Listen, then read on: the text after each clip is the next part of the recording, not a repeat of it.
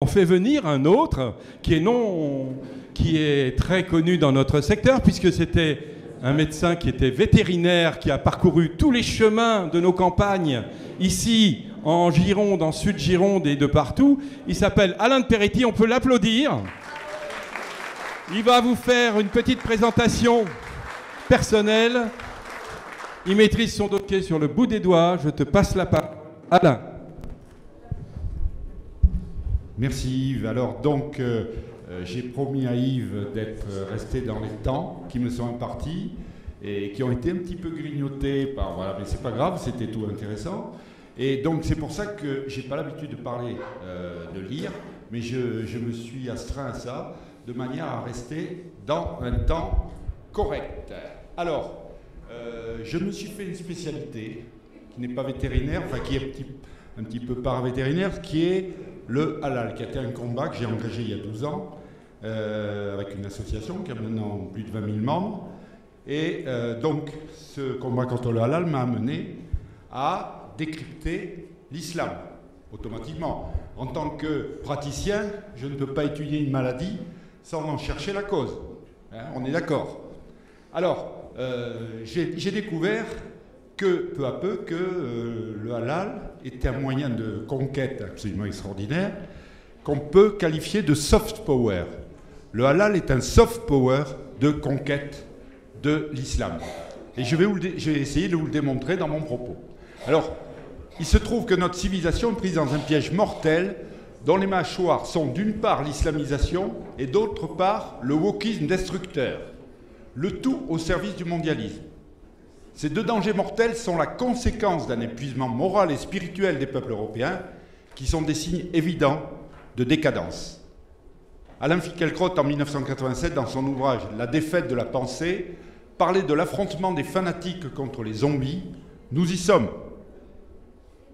Nous nous intéresserons bien sûr aujourd'hui uniquement à la mâchoire islamique du piège. Il faut rappeler que le halal ne concerne pas uniquement l'abattage des animaux, la nourriture. Tout peut être halal.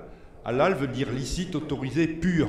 Il y a une notion de pureté, hein, puisque la pureté en islam est extérieure. Ils peuvent être pourris à l'intérieur, mais pourvu qu'on respecte les codes, tout va bien. Donc ça concerne tous les actes de la vie, même les plus prosaïques.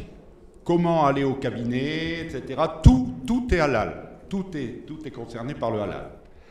Et c'est un moyen puissant de contrôle social des populations musulmanes pour les maintenir dans la soumission, qui est la signification du mot islam, au même titre que le ramadan, le voile et autres prescriptions comme l'abaya qui a défrayé la chronique récemment.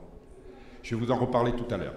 Tout peut être halal, les céréales Kellogg's, l'habillement, la sépulture, les protections féminines, la finance halal, les loisirs, etc. Tout est bon pour financer et faire avancer l'islam en nous accoutumant à la charia. Le halal, donc, premier poste de cette démonstration, le halal est le marqueur de l'islamisation et donc de l'importance de la population musulmane sur nos terres. C'est un marqueur extrêmement fidèle. Dans une interview de 2011, Azouz Begag, ancien secrétaire d'État du gouvernement Millepin et chercheur au CNRS, déclarait qu'il y avait au moins 15 millions de musulmans. Vous voyez, c'était en 2011. Et on nous dit toujours qu'il y a 5-6 millions de musulmans. Vous voyez, le chiffre ne bouge pas. Là aussi, il y a un enfumage qui serait bon d'élucider. La poussée du halal est donc un marqueur fidèle de cette islamisation, décrite par de nombreux auteurs. Je vais vous citer par exemple messieurs Davé et L'Homme, journalistes du Monde, qui découvrent l'eau chaude en parlant d'halalisation de la Seine-Saint-Denis en 2018 dans leur ouvrage Inch'Allah. Ils parlent d'halalisation, c'est-à-dire c'est la présence de l'islam. Ils font bien la relation. Avant eux, il y a plus de 15 ans, Georges Bensoussan parlait déjà de territoire perdu de la République. Tout à l'heure, l'orateur, M. Poilroux, nous a parlé justement des morts et de l'Estérel, qui étaient, voilà, c'était des territoires perdus. Il n'y avait pas encore la République, mais c'était déjà des territoires perdus qu'on a repris, bien entendu. Pas n'importe comment d'ailleurs, hein. Vous avez remarqué qu'il a fallu utiliser des moyens coercitifs. Après toutes ces révélations, faisons confiance au système pour refermer le couvercle aussitôt ces révélations données en pâture au bon peuple. Aucune mesure ne sera prise, bien entendu, dans notre société du spectacle, décrite par Guy Debord, puisqu'on est dans le spectacle permanent, dans la communication permanente, et rien ne se passe. Si, les choses qui se passent sont derrière cette communication, qui sert de rideau. Cette évolution rapide attire de nombreux acteurs, éblouis par un miroir aux alouettes trompeurs, selon la formule du regretté Lénine, les capitalistes vendront la corde pour les pendre. Et tout cela est logique. Plus il y aura de musulmans, et plus le halal au sens large va se développer. Et les acteurs qui se seront précipités se verront grands remplacés peu à peu par des acteurs musulmans, car jamais un koufar, le koufar c'est ce que les mécréants pour l'islam, ne pourra s'occuper des affaires des musulmans. Ça c'est une règle absolue. L'AFNOR avait essayé en son temps de faire une norme halal, parce que des industriels français voulaient qu'il y ait une norme à laquelle ils puissent se rattacher et qu'il ne soit pas n'importe quoi, bien entendu. C'était logique, il y a un marché, les industriels voulaient aller à ce marché. J'ai participé à une réunion à l'AFNOR à Paris et c'était un gros beans. Je me suis fait traiter d'islamophobe par Madame Bergeau-Blaclair qui maintenant elle fait un très bon travail sur les frères musulmans, mais elle m'a quand même traité d'islamophobe. Bon. Et je suis reparti, j'ai dit je ne reviendrai plus à ces réunions parce que j'ai compris que ce n'était pas possible de faire une norme halal, parce que c'est du n'importe quoi. Le halal, c'est du n'importe quoi, c'est pas une règle, on ne peut pas le mettre dans une règle. Mais quelques mois après, quelle n'a pas été ma surprise, de voir que l'AFNOR avait réussi à mettre au point une norme halal. Donc j'étais très surpris, et ma surprise a été de courte durée, puisque 3 mois après, toutes les associations musulmanes étaient montées au créneau pour fustiger cette norme halal. Et pourquoi? Pour une raison très simple, chers amis, c'est que l'islam ne se mélange pas et ne laissera jamais des koufars s'occuper de ses affaires. L'islam est réservé aux musulmans, point barre. Ça, c'est une règle absolue qu'il faut connaître et que je rappelle d'ailleurs dans mon petit ouvrage que vous pouvez trouver pour la modique somme de 9 € dans l'entrée là-bas, et que je vous dédicacerai si vous le voulez. Alors, le halal est en quelque sorte, si j'ose dire, le thermomètre de l'importance numérique et de l'influence de la population musulmane. Comme le dit avec son sens de la formule Éric Zemmour, une boucherie halal c'est du commerce, 10 c'est de la colonisation.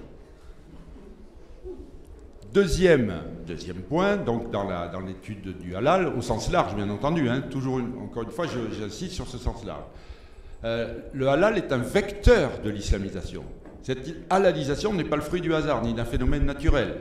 Elle est pensée, organisée par les islamistes dans une volonté de conquête et de revanche sur la colonisation, sur les croisades, sur toute chose que l'islam ressent comme une humiliation.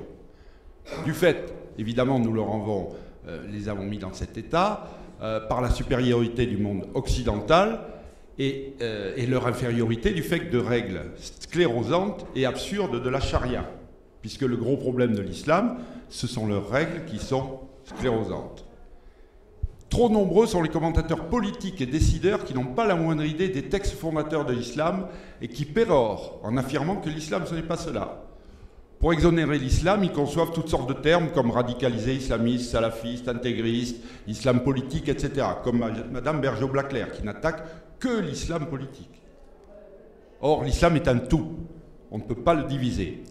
Et rien de nouveau sous le soleil, il me rappelle les imbéciles utiles et compagnons de route qui, du temps du communisme, pour masquer les crimes du communisme et ses échecs, parlaient de stalinisme ou de maoïsme, le communisme étant réputé bon par nature. Or, c'est dans les textes sacrés du Coran, les hadiths et la sunna, qu'il faut chercher les causes du comportement des musulmans extrémistes et de la passivité attentiste des modérés. L'islam est une idéologie essentiellement politique. La charia est un système juridique suprémaciste. Sourate 3, verset 110, vous êtes la meilleure des communautés que Dieu a créées sur terre. Vous ordonnez le bien et vous interdisez le mal. Sourate 3, verset 110. Donc ils sont conscients de leur supériorité, chers amis. Donc, les 57 pays où la charia est appliquée se sont regroupés dans l'OCI, Organisation de la Conférence Islamique, toujours le séparatisme musulman. Le musulman ne se mélange pas. Il crée donc une organisation parallèle à l'ONU, ça ne les empêche pas de siéger à l'ONU, hein, bien entendu, et qui a mis au point d'ailleurs un concept qui marche remarquablement bien, le concept d'islamophobie, qui permet d'assimiler la critique de l'islam à du racisme, et qui marche à merveille, grâce aux imbéciles utiles, évidemment, qui l'utilisent. Alors, cette stratégie a été complétée par l'ISESCO. C'est un autre organisme qui est un simulacre d'UNESCO, donc c'est pour la culture, toujours les 57 pays de l'OCI, et qui est destiné à l'action culturelle et qui établit une stratégie pour les musulmans vivant en terre non régulée par la charia, afin qu'ils ne se mélangent pas aux infidèles et ne soient pas contaminés. Vous voyez qu'il y a une démarche quand même consciente. Alors, le halal, le ramadan, le hijab, l'abaya, le burkini sont des moyens de ce contrôle social des populations musulmanes et de test de résistance de la société d'accueil. Bien sûr, ils nous testent en permanence et on a bien vu ce que ça donnait. La tactique est toujours la même. Provocation, réaction, puis victimisation. Donc je vais prendre l'exemple de l'abaya, hein, puisque c'est récent, tout le monde c'est dans la mémoire de tous. Dans un premier temps, les petites soldates de l'islam provoquent l'éducation nationale en forçant le passage au collège et au lycée. La presse s'en mêle, avec des polémiques, un enfumage par les musulmans qui disent, comme pour le voile, que ce n'est pas une obligation religieuse, que le Coran donne aucune consigne dans ce sens-là. Comme personne ne connaît le Coran, bien entendu, personne ne les contredit, et surtout pas les journalistes, hein, qui ne font pas l'effort minimum. Et je vais vous lire la sourate 33, verset 59. Je n'invente rien, qui ordonne très explicitement aux femmes une tenue couvrante. Ô prophète, dis à tes épouses, à tes filles et aux femmes des croyants de ramener sur elles leur grand voile. Elles en seront plus vite reconnues et éviteront d'être offensées. Je n'invente rien, chers amis. C'est le Coran. Alors, on peut faire un commentaire de cette sourate. Elles seront reconnues, évidemment, comme bonnes musulmanes. Et donc, chasse gardée pour les musulmans, puisqu'une femme musulmane ne peut pas épouser un koufar, hein, bien entendu. Donc, elles seront reconnues. C'est vraiment l'isolationnisme, l'apartheid volontaire. Pire, la fin conclut qu'elles éviteront d'être offensées. Est-ce que ça ne vous fait pas penser à un certain nombre de problèmes qu'on voit dans les transports en commun, où les femmes européennes, ou même si elles sont maghrébines mais qui ne sont pas vêtues correctement, sont agressées sexuellement. Vous voyez, si on ne s'intéresse pas à la racine, à la cause d'une maladie, on est certain de ne pas pouvoir la guérir. Et ensuite de ça, ils osent parler de liberté de choix. Vous voyez qu'il n'y a aucune liberté de choix. Et puis, si par miracle, comme avec notre ministre de l'Éducation nationale, une réaction, c'est le troisième point, la réaction, si une réaction se produit, il crie à l'islamophobie, se victimise, bien aidé par les islamo-collabos, LFI et autres caisses de résonance, comme l'ONU, qui a condamné la France du fait de l'interdiction de l'abaya. Il faut quand même le faire, hein, bien entendu. Donc vous voyez que ils ont mis en place tout un système qui fonctionne parfaitement. Alors, si aucune réaction ne se produit, bien entendu, donc là ils ont déjà marqué et ils ont augmenté la culpabilisation de l'Européen du fait d'avoir pris, enfin des Français en tout cas, en l'occurrence, d'avoir pris cette décision d'interdiction de l'abaya. Vous voyez, donc Dany m'avait demandé de parler de l'abaya, j'en parle et je développe un petit peu là-dessus. Et puis, si aucune réaction ne se produit, ce qui arrive quand même assez souvent, hein, dans le cadre de pas de vague, la bataille est gagnée.